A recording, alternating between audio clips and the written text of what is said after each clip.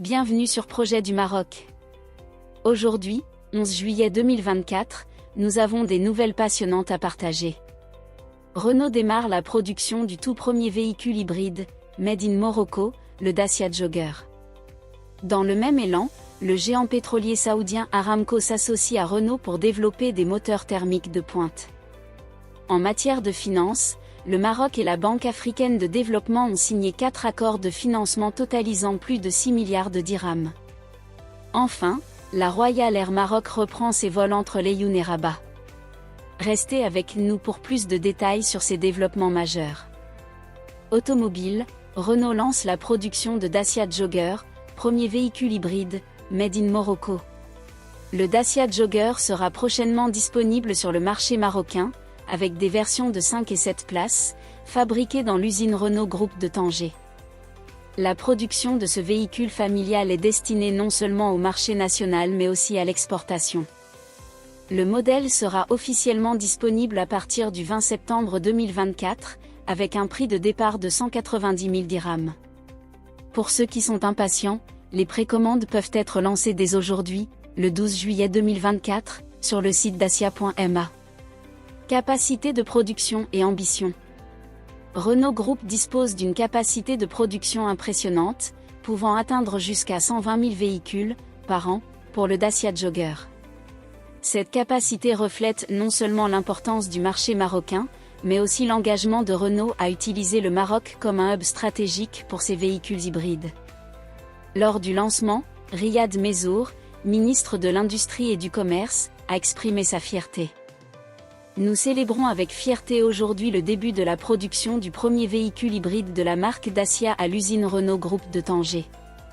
Cet événement confirme le renforcement du partenariat entre le Royaume et le groupe Renault, mais témoigne également du succès de la plateforme automobile marocaine, du savoir-faire de son capital humain, et de la grande compétitivité de ses fournisseurs locaux.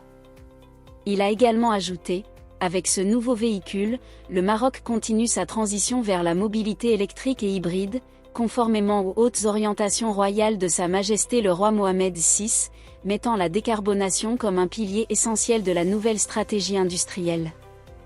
Aramco investit avec Renault pour développer des moteurs thermiques.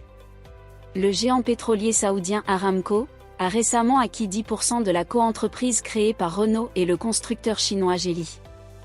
Cette coentreprise, nommée Horse, est maintenant valorisée à 7,4 milliards d'euros, selon les 3 partenaires.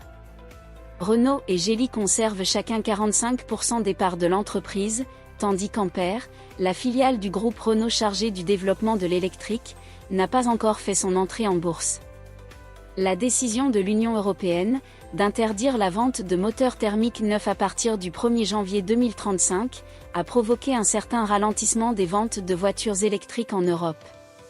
Plusieurs constructeurs automobiles, initialement enthousiastes à l'idée de passer au tout électrique, revoient maintenant leur stratégie.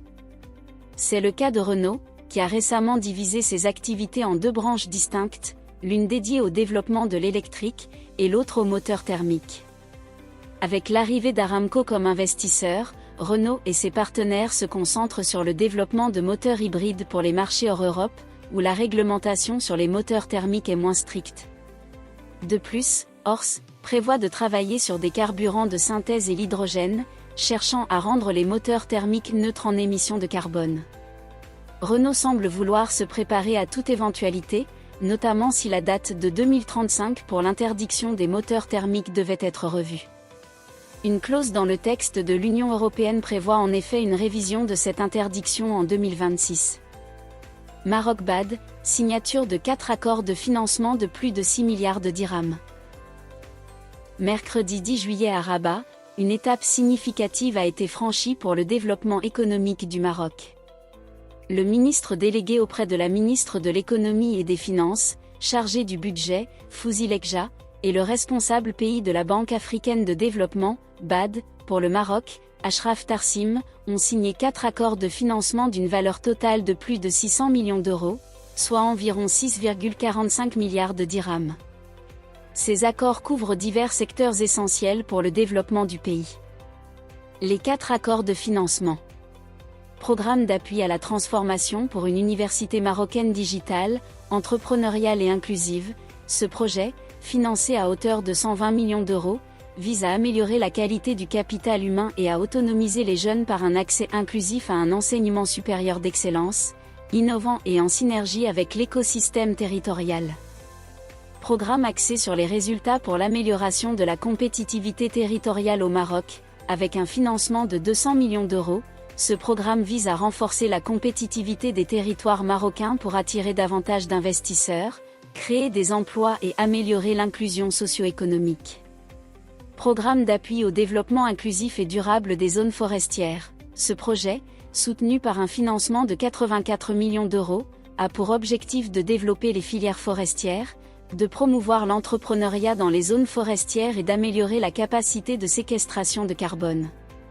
Projet autoroutier Guersif-Nador, un financement de 200 millions d'euros, pour améliorer les infrastructures de transport et la connectivité dans la région de l'Oriental, facilitant ainsi l'accès au complexe portuaire de Nador-Ouest Med et renforçant l'économie régionale. Monsieur Lekja a souligné l'importance de ces accords, qui adoptent une approche participative et intégrée, couvrant la formation, le financement de projets industriels, les infrastructures et les projets forestiers pour préserver les équilibres environnementaux. De son côté, Monsieur Tarsim a mis en avant l'excellente relation entre la BAD et le Maroc, soulignant que ces projets structurants reflètent cette collaboration fructueuse. Aérien, la RAM reprend ses vols entre Leyyoun et Rabat. La Royal Air Maroc, RAM, a repris ce mercredi ses vols directs entre Rabat et Leyyoun, avec 2 rotations hebdomadaires les mercredis et vendredis. Cette initiative marque un moment important pour le renforcement des liaisons aériennes au sein du royaume. Après un vol d'1h50, l'avion de la RAM a atterri à Leyyoun avec 96 passagers à bord. Les vols sont programmés pour partir de Rabat Salé, à 13h15, et arriver à Leyyoun à 15h10, avec les retours à 16h, pour une arrivée à Rabat à 17h50. Une cérémonie marquant cette reprise s'est déroulée en présence de plusieurs personnalités, dont le secrétaire général de la Wilaya, Larbi Lanrari, et le préfet de police de Leyyoun, Hassan Aboudahab. Salma Aleya, commandant par intérim de l'aéroport, a salué cette relance, soulignant la dynamique croissante de l'aéroport Hassan Ier ces dernières années.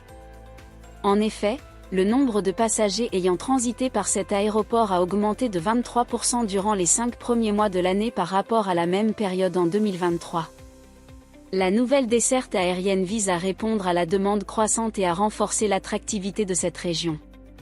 Sidi Hamdi Ould Rachid, président du conseil de la région Leyyoun Sakia El Amra, a souligné que ce vol est le fruit d'une convention entre la RAM, le conseil régional, le département du tourisme, l'APDS et l'OCP. De nouveaux vols domestiques vers Marrakech et Fès, ainsi qu'une nouvelle ligne internationale, sont également en préparation. Les passagers de ce premier vol ont exprimé leur satisfaction quant aux conditions de voyage, marquant ainsi un bon début pour cette reprise. C'est une excellente nouvelle pour tous ceux qui voyagent entre Rabat et Leyyoun. Nous espérons que cette reprise contribuera au développement économique et social de la région.